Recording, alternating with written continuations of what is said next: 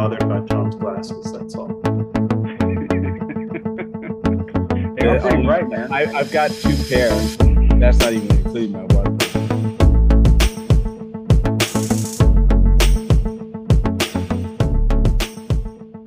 Welcome back, everyone, to this podcast. We decided to keep going.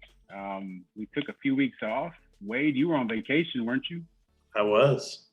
And we decided we couldn't wait on Brad to get back from vacation. And I think Tom is perpetually in vacation now. Yeah, it's true. And we're trying to figure out which team Tom is going for in the World Series. Context clues may help a little bit. But anyway, we are back. Thanks for tuning in. It's been a while. We are ready to get going again. I am John, and with me is our good friend Wade. Wade, how are you, brother? I'm great, man. Still counting pumpkins? Mm-hmm. Yeah. You pumpkins. said you had a shift this afternoon, right? We're all pumpkins all the time right now. All right, puro pumpkins, man. Record sales this year. Really?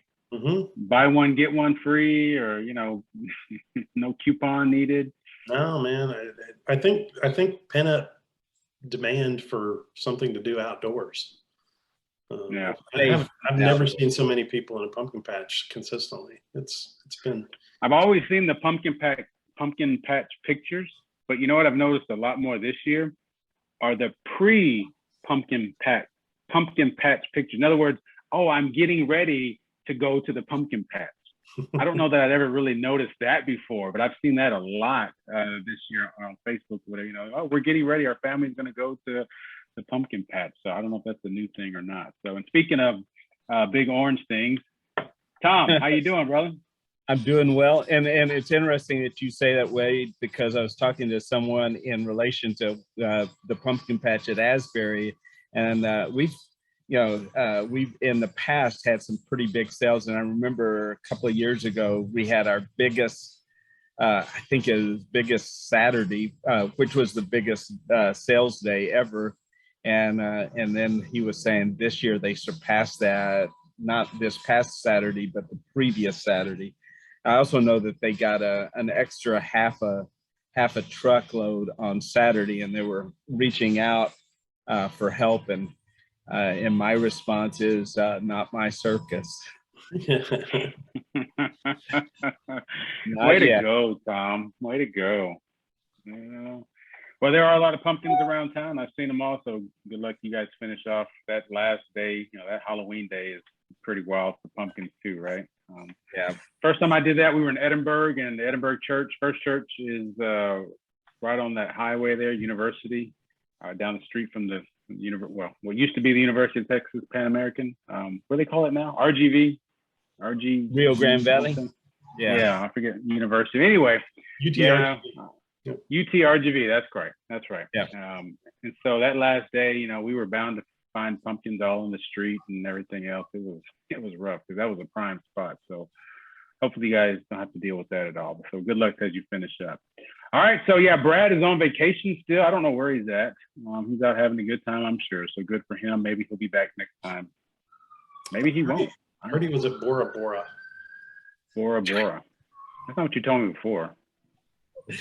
You told me Barbados. Just going through the alphabet. Next he's in Cancun. Not as far as you know. Guess so, yeah. Oh, by the way, sorry everybody for listening. Wade, I'm supposed to scan this paper to you. I found it. It's been on my desk. That one paper. I have one paper that I keep on hand, fairly accessible, that I got from seminary. And it's just an important paper to me, and for a lot of reasons. So I'm supposed to give this to Wade. You asked me for it. You and Bruce and Vanessa. And so anyway, sorry if you're listening that you have no idea what I'm talking about, but that's just I'm listening. I have no idea what he's talking about, but that's usually true whether he holds a paper up or not. Is that more about you or more about him? Yeah, I mean, I don't know. It might. That's for the listeners to decide. Yeah, that's right. Our listeners, they will let us know for sure. If they've been listening to us preach for this long, I'm sure they have their thoughts. Anyway, what else is going on? We need to catch up a little bit. Everything else okay? All is well. All is well. All right. Numbers are going down here in Corpus. That's good. Yep, I'm batching it this as of about 6:30 yesterday morning when I dropped my wife off at the airport. So, and probably lose the weight I've been wanting to lose this week. So, we'll pardon that, man. Good for you. Yeah, nothing going on either way for me. You know what I have done lately? I've done 2 of them. I got another one coming. I haven't done one at all. I don't think that since I've been in pastoral ministry. Val Renewal for couples. Have you done that before? Yeah. I have I actually did a service on Sunday morning for couples of the church, and there were probably about, I don't know, 8 to 12 couples. And so that was our church, but not for one couple by themselves. And so we had a couple a few weeks ago. We did towards the end of our worship in the morning, Sunday. I did one over the weekend, and I was looking at my calendar, and I have one planned for 2 weeks from now. So I don't know, maybe you're talking about Wade, all that pent up energy, people going and getting pumpkins, and maybe some of them want to renew their vows as well. So anyway, that's what I'm doing lately. That and funerals, man. Come on. I've had 3 funerals in the past 4 to 5 weeks. So I don't really like having to do those, but anyway. All right. So Brad and Tom, they are just offering riveting conversation right now. So so let me offer to you guys what I had. Saw this article a few days ago, last week, I think.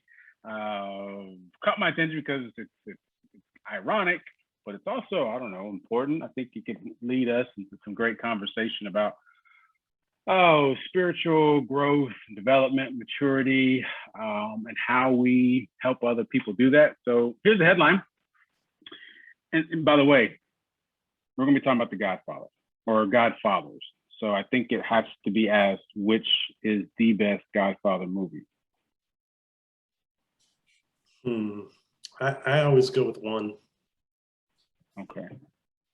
And I remember seeing them, and I can't even tell you. I can't, other than I remember the horse head. Everybody remembers the horse head. Is that one? Yeah, that's two. One. Yeah. 2 is a close second. 3 is not in the running. Yeah, I don't remember 2 and 3. I have vague sort of recollections of some, but 1 kind of sticks out. And yeah, 1, I would have to go with 1 just for that. So anyway, in the land of the Godfather comes a ban on them. So part of the Catholic Church in Sicily has imposed a 3-year prohibition on naming godparents. Can you guess any reasons why, gentlemen? You're pastors. I'm sure you baptized children, and you asked people if there were, godparents there. And if you follow the ritual and the hymnal, there's a question you ask godparents. Can you guess why the Catholic Church in Sicily is banning godparents for now? I have no idea.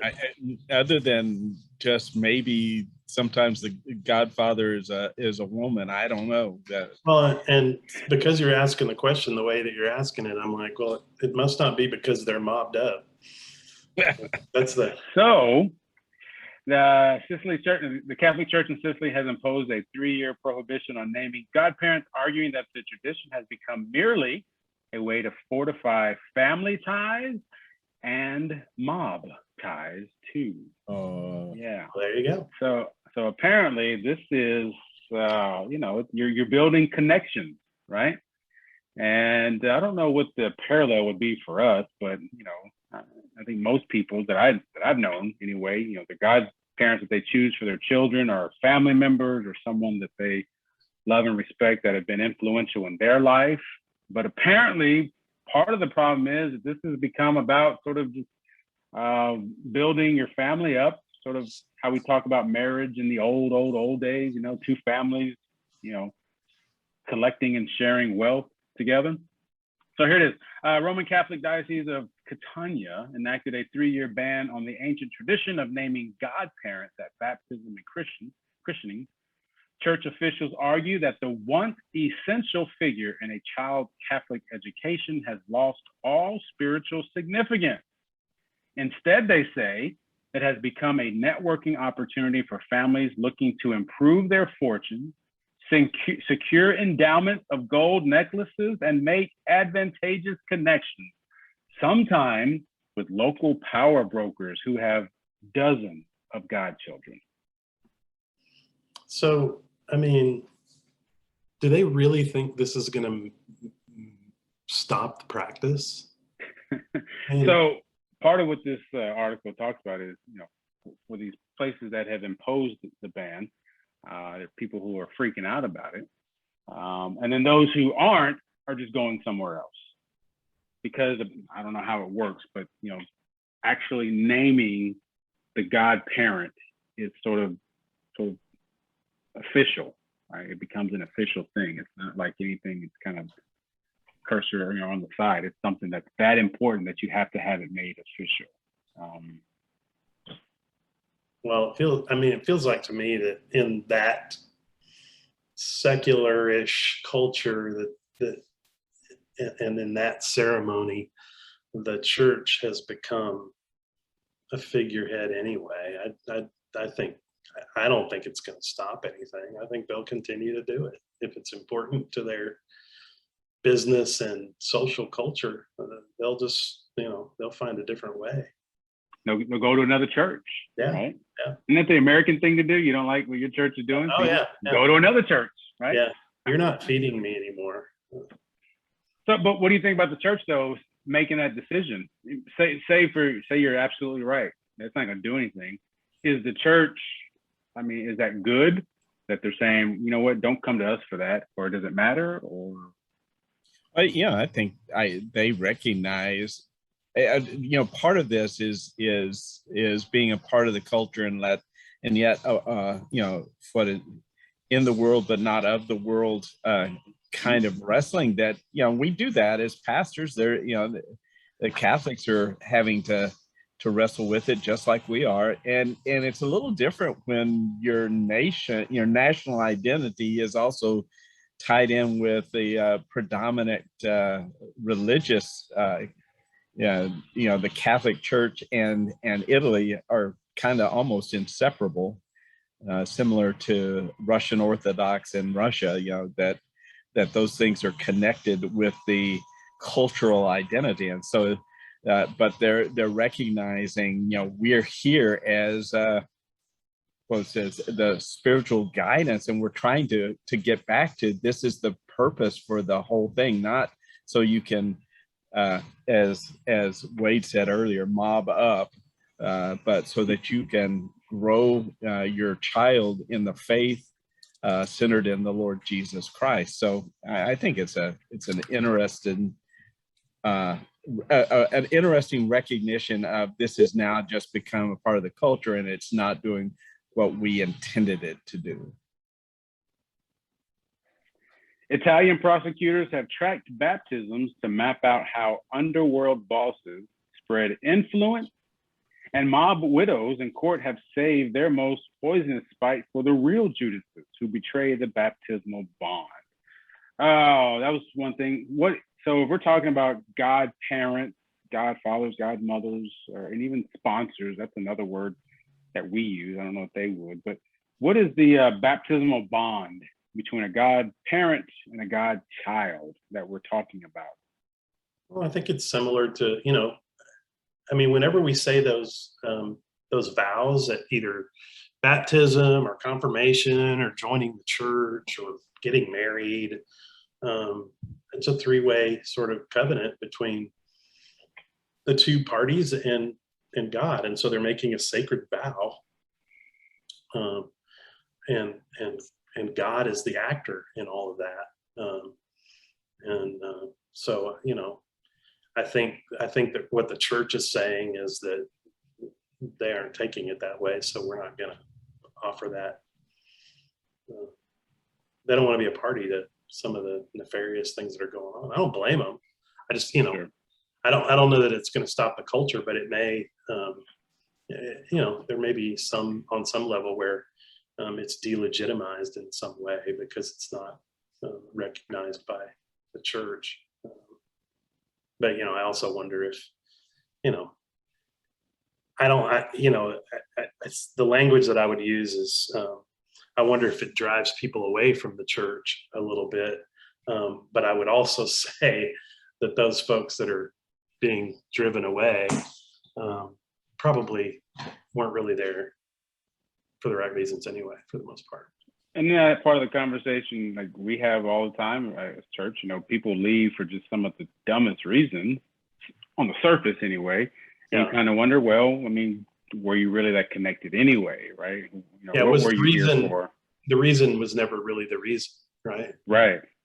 And so it was the good excuse, right, for this time. And so, and I don't know that we sort of, by and large, certainly maybe I'm wrong, please. Just in my experience, that godparent role, there have been people I think who have taken it like to mean something, but by and large, I don't think it has the same kind of feel that it does for these people in Italy, that since the church won't condone it, they're willing to go to another country essentially to have their child baptized so that they can establish this role for them.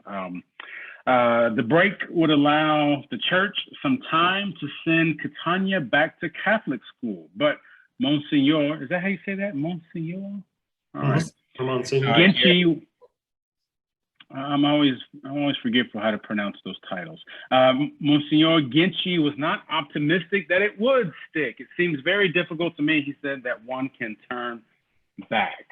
So a lot of this mirrors a lot of our conversation, because we talk a lot about like faith kind of being real and meaningful, and do we want to go back? What do we want to go back to? What does that even mean? What does real faith mean? That kind of stuff. So it's interesting to me that they have this one practice that is sort of illustrating a larger problem that we talk about a lot of times. That I think we have our own practices that are tied to that. Is that right? Well, I think one of those is baptism. How many times have you been contacted by somebody that you don't know, or somebody's grandparent that wants to have their grandchild baptized in the same, in your church, even though they aren't members and they, probably aren't coming back to church? And what do you do with that? Our baptismal covenant talks about parents making the child available to the church, and the church and the church and its members supporting them and growing them in the faith. And I know that I've had a couple of instances where I usually don't say no, but I did baptize some grandkids one time early in ministry, and then we never saw the family again until they had another kid. Yep. And the second time I'm like, I'm not comfortable with this, because you guys don't, these are the vows actually mean something. And and they were really cool about it, but we didn't baptize our second kid because they couldn't commit to coming back to church. And I'm like, we can't, we're not telling the truth when we're standing up there. We aren't. Yeah, we're lying. We, the church, aren't, because we have history here that says, we're not going to, those kids aren't going to be available, and you aren't. And I don't, if you don't intend to do this, don't get up and say it, because what do we believe about baptism? It's not us, right? It's right. God, and God's already claimed those kids, whether we baptize them or not.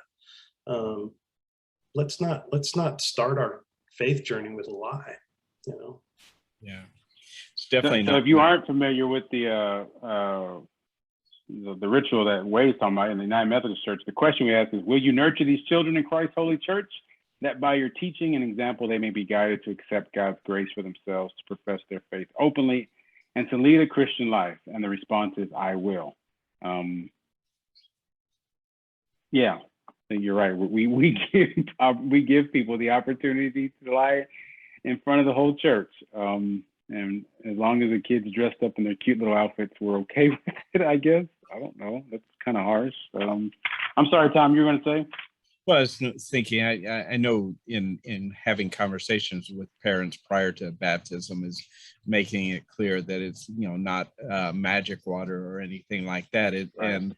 And also trying to go through those vows and saying, this is true with confirmation. This is true with baptism of an infant, or baptism as a youth or adult, is I want you to know ahead of time what you're going to be saying yes to. And so make sure that I put that in their hands so that they actually see what the vows are and know that it's okay. And I encourage, and I can remember one of my confirmation classes, it was just 3 boys, and two of them said yes, they wanted to stand in front of the church and say, I will be a loyal member of the United Methodist Church. But the third one said he wanted to think about it and decided not to take the vows. And I commended him. I'm going, that's a great decision. If you're not ready, you're not ready. And it actually was the older brother of the other one of the other 2 boys, and so they were making individual decisions, and I've always said, when you make this decision, it is not your parents' decision, it's your decision, and I want you to recognize that.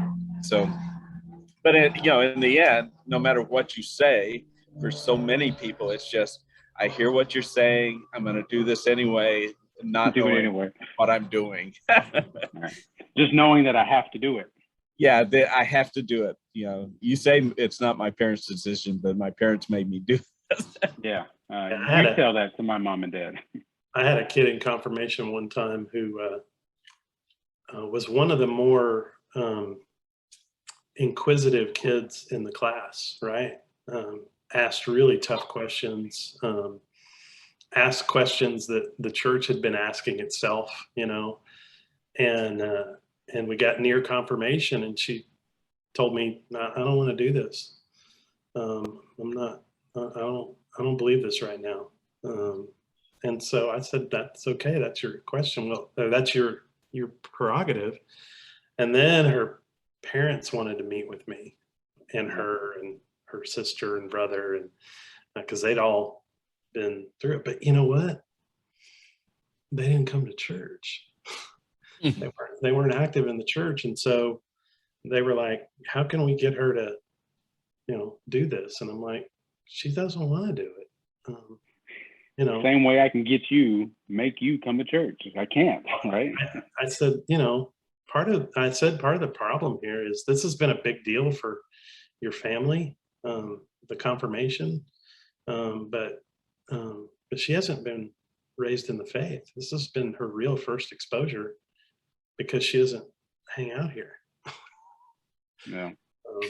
And they were cool. I mean, it was, but that was an awkward, it was a tough conversation because, I think they knew what was up, and and I don't know what's, I don't know what happened. It's been quite a few years.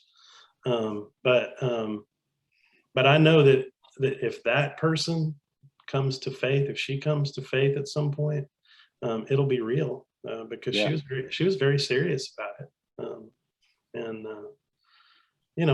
And that's probably one of my favorite confirmation stories, honestly, because, I think, when I talk about vows with people, and I talk about membership vows, and I really discourage people from joining the church on Sunday if we haven't had a conversation, and what I say to them is, and really the people who object to that the most are people who are longtime members.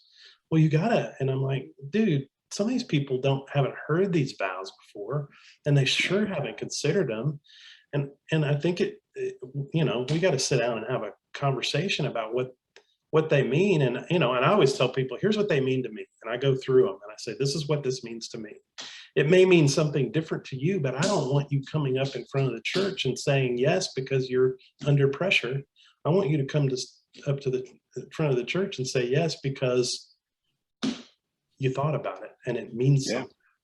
something. Well, that's what I was thinking of when you were talking about like the old tradition of, I don't know how many people still do this, but you know, if you thought my sermon was so great and you want to join the church, come down the aisle at the last verse of the hymn.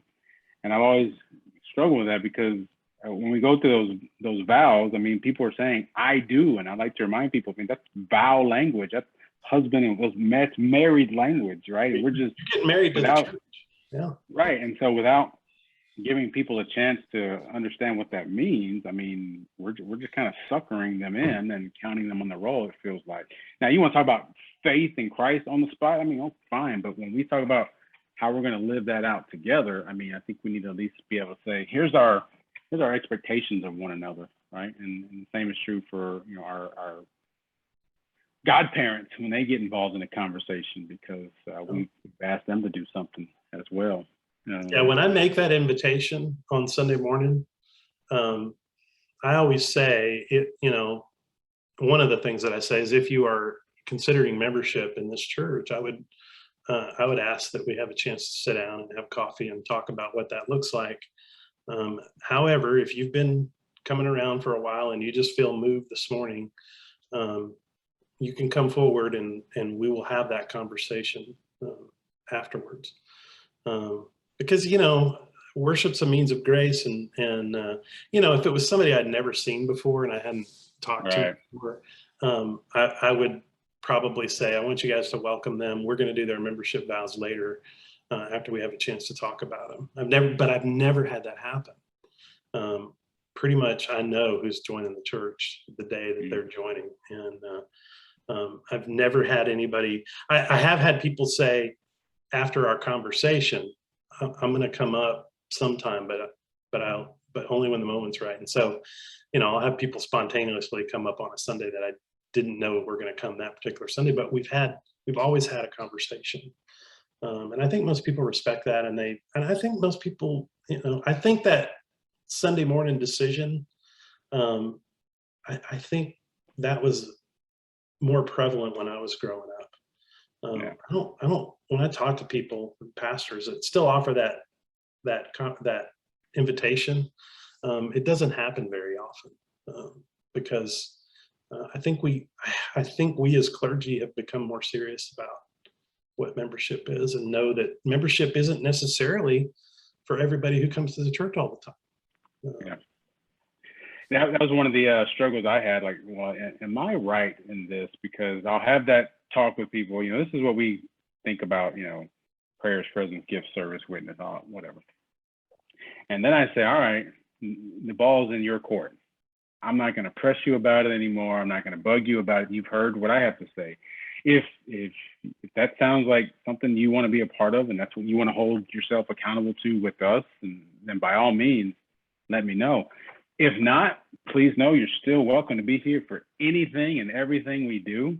I'm not going to hold you accountable to that the way I would somebody who has said they want to have those, who want to take on those vows. But you know, it's really now it's your choice, right? It's yours. I'm not going to sign you up without your consent. I'm not going to go behind your back and, you know, for whatever reason. But it's all up to you now. And I've had several people who say thank you, and that's the last we ever talk about it, right? And they never become members. They're still part of the life of the church, right? But the membership thing is different today, and I think that's something we're like, I think kind of what you're talking about. We're rethinking maybe what that means. And I remember listening to Adam Hamilton talk about membership, and he would say something like, you know, membership may or may not be for everybody who's active in the church. It's not like American Express. Membership doesn't have any privileges. Membership is a deeper commitment to the church, and those things that we say, we need to be held accountable for. And maybe it wasn't Adam Hamilton. Maybe it was Mike Slaughter. It was one of those two. But that resonated with me. I didn't even realize that it bugged me. Or why it bugged me that people joined the church. I know when I was at my home church in Austin, before I was really seriously considering going into ministry, but after I had really sort of changed from being a cradle Methodist into a professing one, right? I remember thinking, I knew that there were people that went up to the front of the church their first Sunday there. And it bothered me. It didn't bother me like where I said anything about it. It just felt weird to me.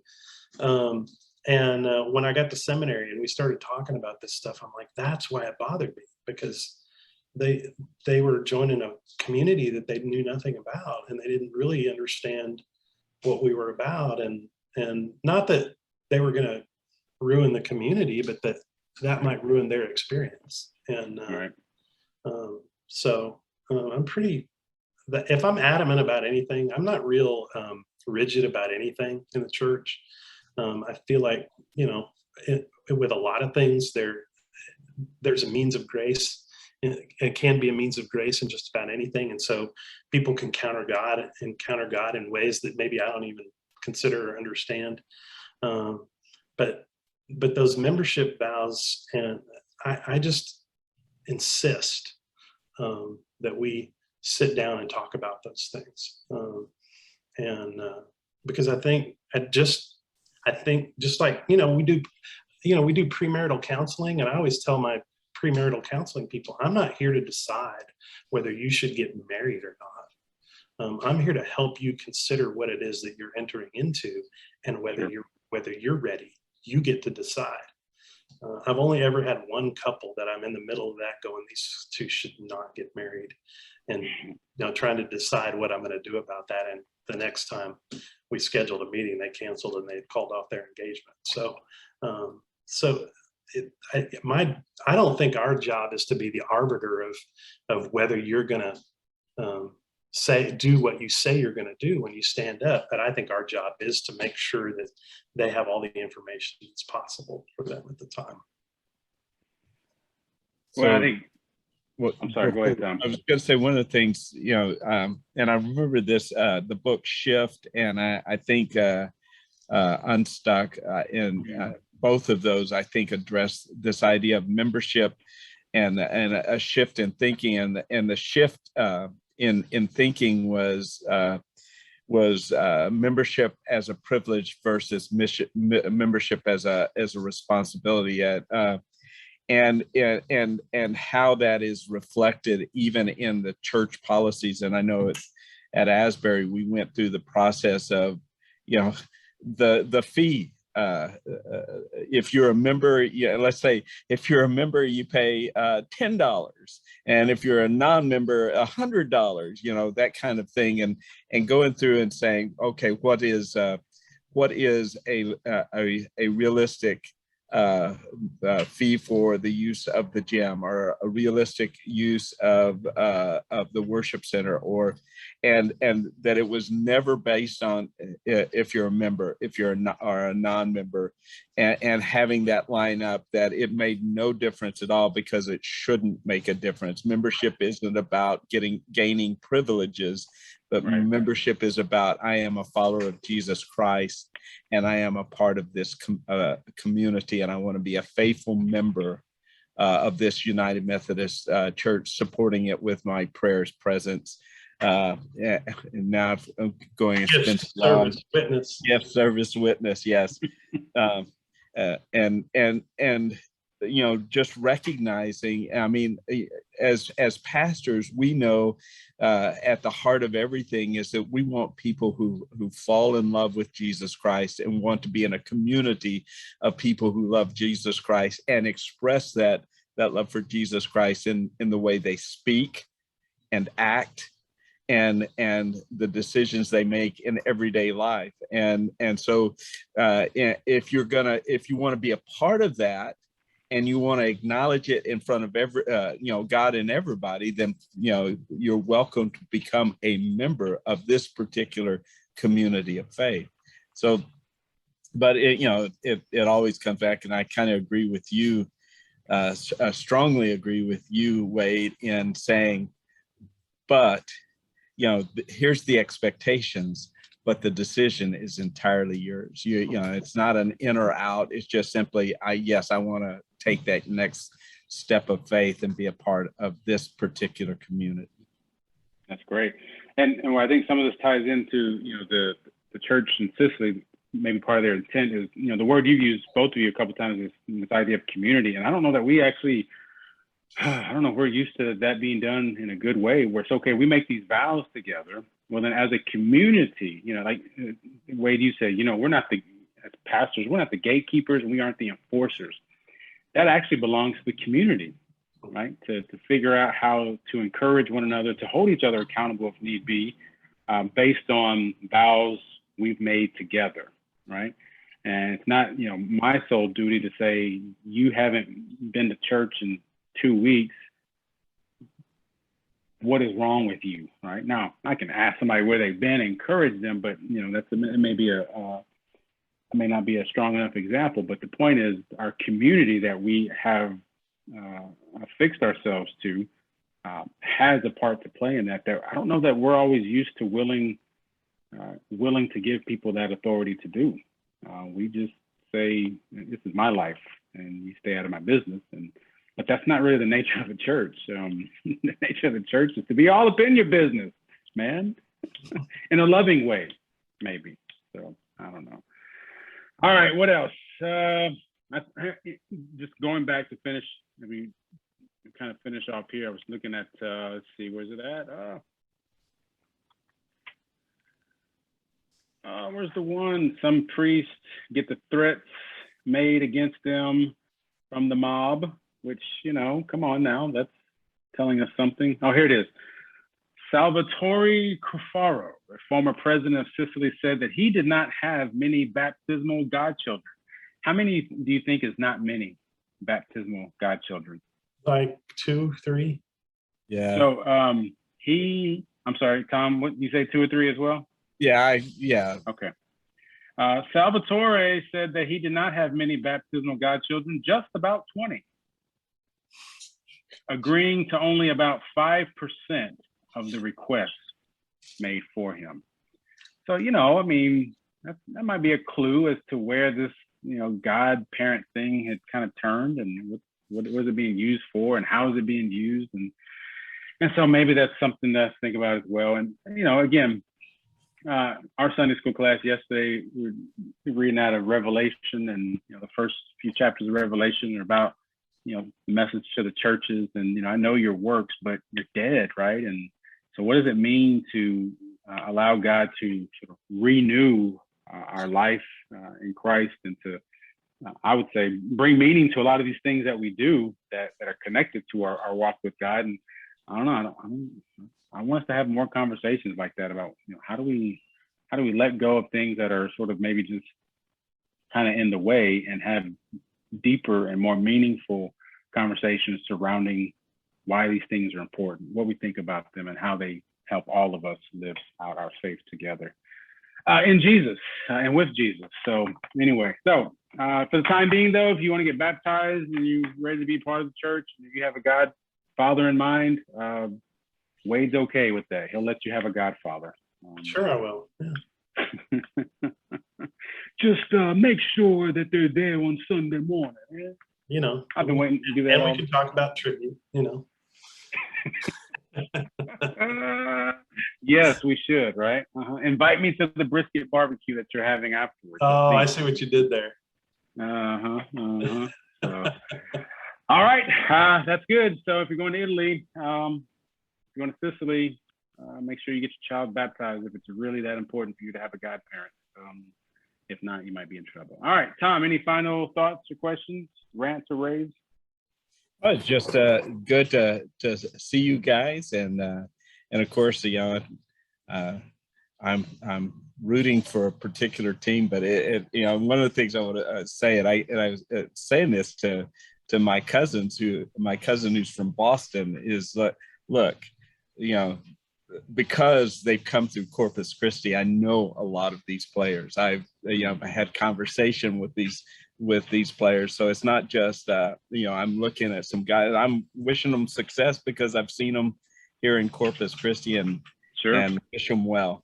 Have no idea. You show me a picture of a player from Atlanta, and I could not tell you for the life of me who that person is, whether he's been there a long time or not. So it's very interesting. There may be a baptismal sermon in there somewhere. Wade, any final thoughts? Let's see. I don't know any actual Astros or Red Sox or I don't think any other active Major League Baseball players. But I still like the Red Sox. We have a member who just. Well, I was going to say real quickly, I have met JD Martinez here in Corpus when he was playing for the Hooks. He's a follower of Jesus Christ. Good guy. Very good. We have a member at our church who just got a new dog, and they named him Astros. So that's about the closest connection I have too. So anyway, all right, y'all. Thanks for chiming in. Thanks for being. Are they named the Jetson? Is their last name Jetson? Ding, ding, ding, ding. Yes, yes. What happened to the flying cars? I want the flying cars. Actually, I think I'd be more happy. I'd be more happy with the line where he stands up in the morning and just has to stand there and it showers and it shaves everything. I'd be more happy and content with that than I would be the flying cars, if we're being honest about it. Really? I'm sitting here thinking of either one of you in a flying car. And I'm like, we don't need flying cars. We don't need that reminds me of those commercials yesterday. I kept seeing about one of the big SUVs, and they're doing, the guy is driving along, and all of a sudden he starts doing this, and what they're showing is you can get in this big, huge vehicle and drive across America without ever touching the steering wheel. And I'm going, that makes me nervous just watching the commercial. No, that's right. That's right. Well, and speaking of driving without a steering wheel, thanks for tuning in to the podcast, everybody. It's good to be back into it, and hopefully we'll see you next week. Hopefully Brad will be back with us. If not, we'll have him back eventually, and maybe somebody else too soon. So thanks for tuning in, Brad. Here I go again. Wade, Tom. Thank you, guys. I appreciate your input. I appreciate your time. Y'all have a good rest of the week. God be with you. Thanks, John.